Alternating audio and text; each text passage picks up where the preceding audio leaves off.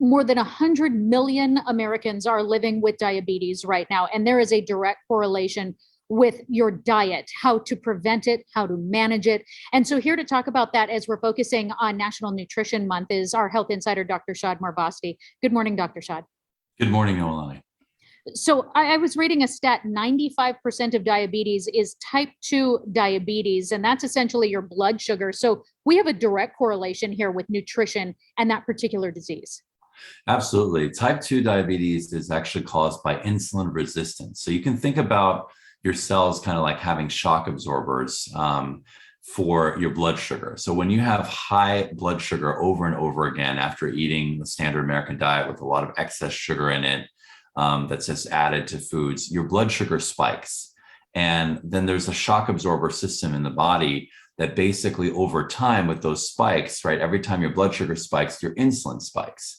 And then over time, just like shocks, those wear down, right? And then your body isn't as responsive, okay? Just like shocks aren't as responsive after time to those high jumps in blood sugar. So you continue to get the high levels of insulin with that, but your cells don't respond. They're resistant to the effect of insulin, which is actually what lowers your blood sugar. It takes the blood sugar into your cells.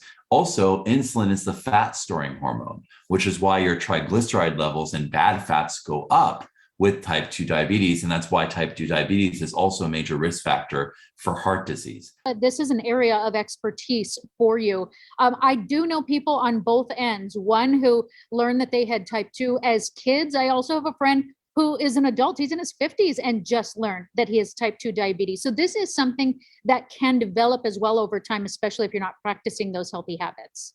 Absolutely. It affects a huge number of folks. It used to be called adult onset, but we had to change the name because we saw more and more kids starting to get this because of the standard American diet. So what we need to do is shift the diet. So in my treatment of this, I use food as medicine to focus on healthy sources of sugar that are combined naturally with fiber.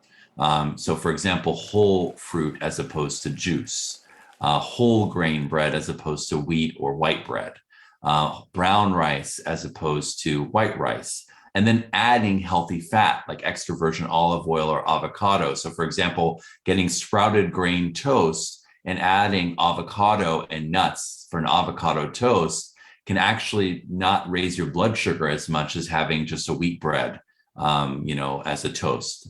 Having nuts and seeds as part of your meal. So having a whole apple as opposed to apple juice and a handful of nuts and seeds, the protein and the fat actually helps you keep your blood sugar from going up. So it's that combination diet that I've developed, which actually I've seen blood sugars go from an average of 350 to an average of 110 within 3 months without any added medication. Without any added medication. Timeline. Yep. And so just to be clear, because you certainly have to use diet to manage your diabetes, but do you believe that it is then reversible if you continue to follow those practices? I've seen it with hundreds of patients. It's if you follow those principles, you can reverse it without adding medication. And I've even avoided adding insulin in some cases where you would have to do insulin. And obviously you don't want to do this on your own. You want to work with a doctor. I manage it very carefully. I have you check your blood sugar fasting every morning, 2 hours after lunch or 2 hours after dinner. So you can actually get a feel for what foods raise your blood sugar and what foods don't raise your blood sugar. We try to empower you with the tools that you need to optimize your health by using the food as medicine. And that works perfectly well. I think better than almost any other condition for type 2 diabetes. You certainly won't find anyone who wants to be on medication, and it can be really expensive as well. Amazing information, life-changing there. And so we're looking forward to another conversation like this next week as we focus on nutrition and cancer. Our health insider, Dr. Shad, thank you so much for your time. Thank you.